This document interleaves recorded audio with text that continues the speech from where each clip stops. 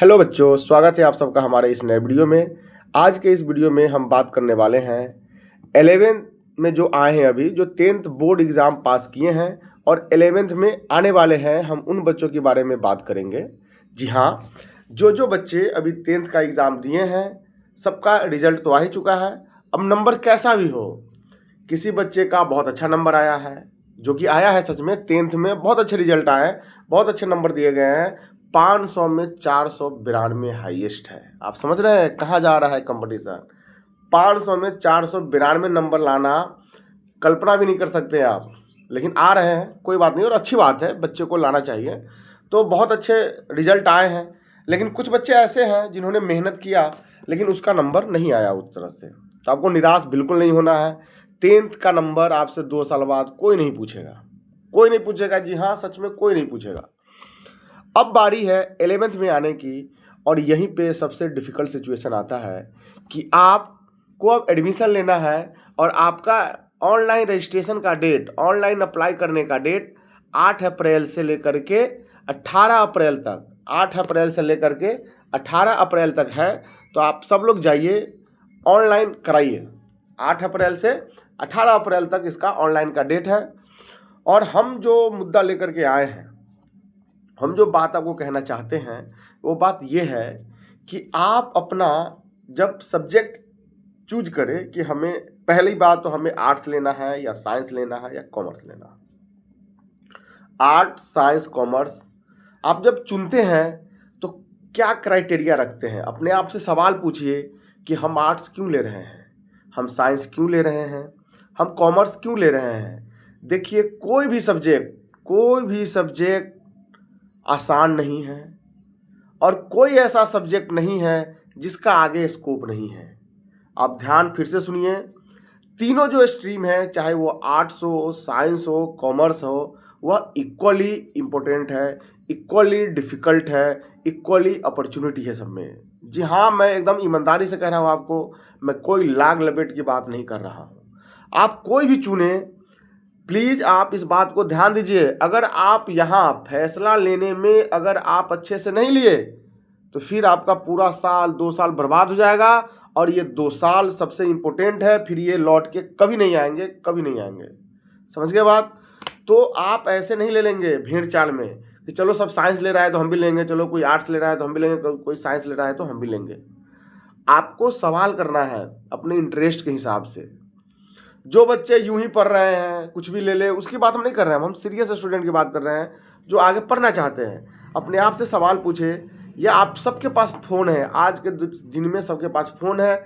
आप सर्च मारिए कि साइंस का क्या क्या अपॉर्चुनिटी है, साइंस में क्या क्या पढ़ना चाहिए, आर्ट्स के क्या क्या अपॉर्चुनिटी है, कॉमर्स के क्या क्या अपॉर्चुनिटी है, आगे हम क्या कर सकते हैं, ये सब सर्च कीजिए। 1 दिन 2 दिन लीजिए, ये आपके ज़िंदगी का सबसे बड़ा फैसला है, ये कभी नहीं बदलेगा फिर। समझ गए बात? आप लीजिए, कोई भी चीज़ लीजिए। आर्ट्स वाले लोग एक से एक बेहतर फील्ड में कर रहे हैं। आप देखिए, अपने जो पॉलिटिक्स है उसके अंदर कैबिनेट जो मंत्री है, बड़े बड़े जो मंत्रालय है, उसमें अधिकतर आईएएस लोग हैं और वो सभी आर्ट्स बैकग्राउंड से ही है। तो आपको घबराने की बात नहीं है। तो लेकिन आप चुने, या तो अपने आप से आप सोचें कि हमको क्या करने में अच्छा लगता है।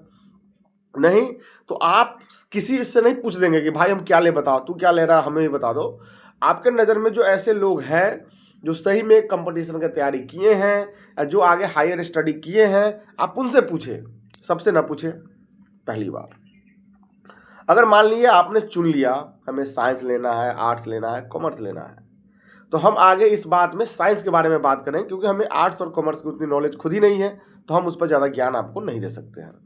अगर मान लिए आपने साइंस ले लिया, ये नया ट्रेंड आया है भाई कि बायो भी ले लो, मैथ भी ले लो। नया ट्रेंड है ये, बायो भी ले लो, मैथ भी ले लो। बुरी बात भी नहीं है, लेकिन हमें थोड़ा अटपटा लगता है। आप फोकस्ड हो जाइए। आप जब साइंस लेते हैं या आर्ट्स कॉमर्स लेते हैं, आप फोकस्ड रहिए।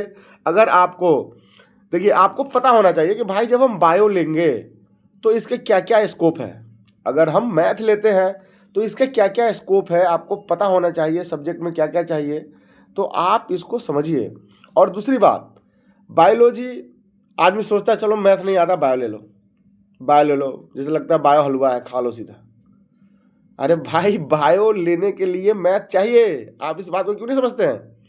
उसमें फिजिक्स है, फिजिकल केमिस्ट्री पढ़नी है आपको, सब में कैलकुलेशन की जरूरत होती है। 10 तक के मैथ सब स्ट्रीम में चाहिए, आर्ट्स ले लीजिए, कॉमर्स ले लीजिए, कुछ भी ले लीजिए। अगर आपने मैथ नहीं पढ़ा इसका मतलब थोड़ी है आप बायो ले लेंगे हो जाएगा, नहीं। आप साइंस लीजिए, फिजिक्स केमिस्ट्री मैथ लीजिए या फिजिक्स केमिस्ट्री बायो लीजिए, आप इस पर चर्चा कीजिए। आप गूगल सर्च मारिए कि हम बायोलॉजी लेकर क्या क्या कर सकते हैं, मैथ लेकर के क्या क्या कर सकते हैं। आप जहाँ से निकले हैं उन टीचर से बात कीजिए, उनका बात मानिए नहीं, उनसे सवाल जवाब कीजिए कि सर ऐसे कर सकते हैं, ऐसे कर सकते हैं। आप उससे क्वेश्चन कीजिए, उनका बात मत मानिए प्लीज़। हम आप सब बच्चों से रिक्वेस्ट कर रहे हैं कि अपना डिसीजन ले। जब आप अपना डिसीजन लेंगे, हो सकता है आपके घर वाले कहे कि भाई बायो ले ले, पड़ोसी कहे बायो ले ले, लेकिन आपने मैथ ले लिया।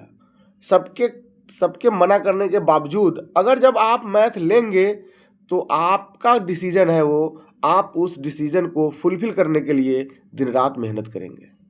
अगर किसी ने आप पे थोप दिया है कि चल बेटा ये सब्जेक्ट ले ले, और आपके अंदर उसको पढ़ने की इच्छा ही नहीं है, तो आप नहीं पढ़ेंगे और आप गार्जियन को भी कहेंगे आपने दिला दिया मुझे। तो ऐसा काम ना करे कि बाद में पछताना पड़े। जो भी डिसीजन लेना है सोच समझकर लीजिए और पढ़ाई में लग जाइए, क्योंकि ये जो 2 साल है 11th और 12th का, ये सबसे बेहतर साल है। मैं एक बार फिर से कह रहा हूँ, मैं पिछले वीडियो में भी कहा था कि 11 12 जैसा साल जीवन में कभी नहीं आएगा। तो आप सोच समझकर अपना डिसीजन ले। और जो बच्चों जिनको भी कन्फ्यूजन हो रहा है काउंसलिंग में कि सर हम क्या सब्जेक्ट ले, मैथ भी ले ले, बायो भी ले ले, आर्ट्स ले ले, कॉमर्स ले ले, कुछ भी दिक्कत आ रहा है, अगर आपको लगता है कि मैं कैपेबल हूँ आपको बताने के लिए, तो आप हमारे फेसबुक पर कमेंट करें, यूट्यूब पर मैं वीडियो डालूंगा वहाँ कमेंट करें, या फिर मेरा आप नंबर लिख दीजिए 6377992428। जी हाँ, 6377992428। इस नंबर पे आप व्हाट्सअप मैसेज भी कर सकते हैं और कॉल भी लगाकर पूछ सकते हैं कि भैया हम ये लेना चाहते हैं, हमारा बायोलॉजी है, हमारा मैथ है, हम आर्ट्स ले, हम कॉमर्स कर ले, हमारे घर वाले ऐसे कह रहे हैं, हम क्या करें, हमारा समझ में नहीं आ रहा है। आप बात करें। या जो बच्चे सीतामढ़ी में रह रहे हैं, आप हमसे मिल भी सकते हैं। सीतामढ़ी डुमरा में शांति नगर में मैं रहता हूँ।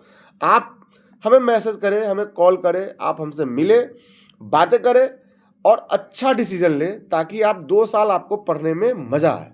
क्योंकि पढ़ाई एक लंबी जर्नी है। पढ़ाई नहीं है कि आप 1 साल पढ़ के कुछ कर लेंगे, 2 साल पढ़ के कर लेंगे। 5 साल, 7 साल, 8 साल इसमें लगना पड़ता है, तब जाके कोई रिजल्ट आता है। तो जी हाँ, मैं एक बार फिर आप बच्चों से रिक्वेस्ट कर रहा हूँ कि प्लीज़ सोच समझकर अपना नामांकन कराएं और नामांकन जरूर कराएं। और एक रिक्वेस्ट है, चाहे अगले वीडियो में हम बात करेंगे और सारी बातें पर, अभी मेरा बस इतना ही फोकस था कि जो 8 से 18 अप्रैल तक जो नामांकन का प्रक्रिया है, सोच समझ कर ले और जो सब्जेक्ट आपको पढ़ने का मन है वो पढ़िए। Do whatever you want to do.